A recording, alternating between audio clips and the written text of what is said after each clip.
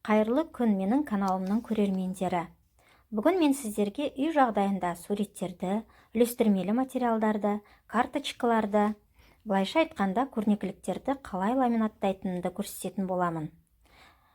Егер сіздер мұғалім болсаңыз, менің ақпаратым сіздерге пайдалы болмақ. Менен сіздерге лайфхак болсын. Ол үшін мен осындай пленка сатып алдым. Ламинатқа арналған пленка.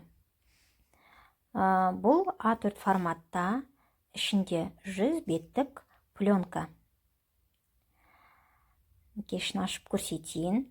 Бір шеті тұйықталған, глянцталған, өте жұқа да емес, қалың да емес пленка. Қазір мен сіздерге өзімнің сабағыма пайдаланатын суреттерді ламинаттап көрсететін боламын. Ол үшін сіздерге үтік керек болады. Үтігіңізді максималды түрде қыздырып, пленканы алып, тұйықталған шетіне дайын тұрған суретіңізді салып, асты міндетті түрде тегіс болу керек. Үстелге, тегіс тақтайшаға қойсаңыздар болады. Содан бір шетін нем бастап, үстіне А4 ақ қағазыңызды қойып, ақ парағыңызды бір шетінен бастап ішіндегі ауаны ашық жағына қарата қызып тұрған үтікпенен қуалаймыз. Үстін құрғақ шүберекпенен тегістеп ауаны шығарамыз. Осылайша шетіне дейін қызып тұрған үтікпенен бастырып шығамыз.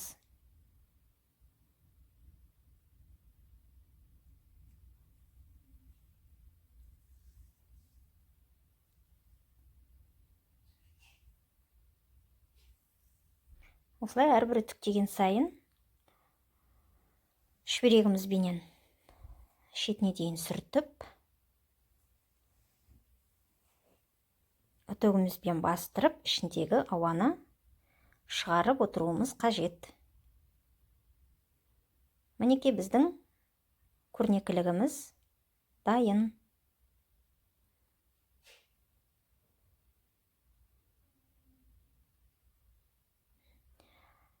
Бұл көрнекілікті дайын суығанша міндетті түрде тегіс бетке қоямыз, тегіс жерге, майысып қалмас үшін. Енді кішкентай көрнекіліктерді қалай ламинаттаймын, соны көрсетейін сіздерге. Кішкентай екі көрнекілік жаңағыдай тұйықталған шетінен орналастырып,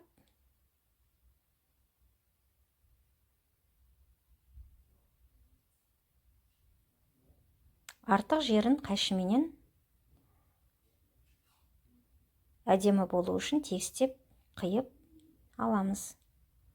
Артық қалған пленкамызды лақтырмаймыз. Ол бізге келесі көрнекілік үшін қажет болады.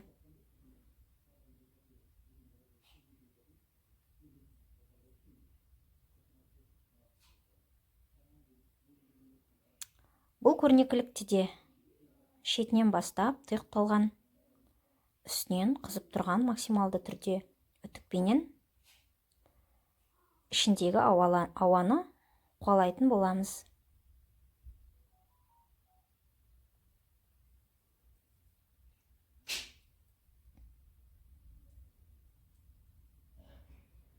Үстінен құрғақ шүберекпенен бастырып шығамыз. Осылайша шетіне дейін қызып тұрған үтікпенен бастырамыз.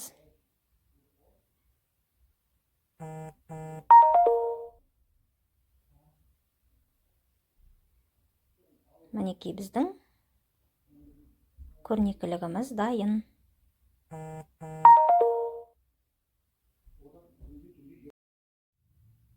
Жаңаға артылып қалған пленкамызға келесі кішкентай суретті ламинаттайтын боламыз.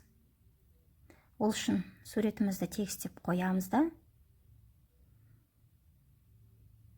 үстіне ақ парақшаменен қызып тұрған үтікпен бір шетінен екінші шетіне дейін ыстық үтікпенен бастырып ішіндегі ауаны шығаратын боламыз. Бұны да құрғақ шүберегімізбенен тегістеп үстінен сүртіп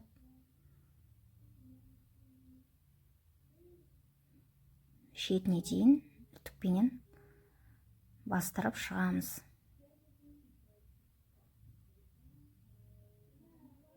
Мінекей екінші жағында бастырып шықсаңыздар болады.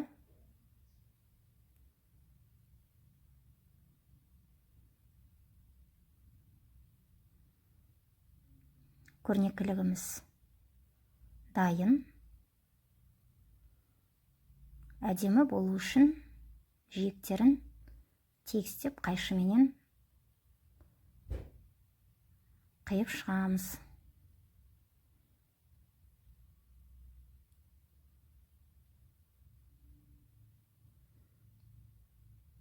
Артық шеттерін алып тастадық. Мінекей біздің көрнекілігіміз дайын болды. Көрнекіліктер әдемі шықты.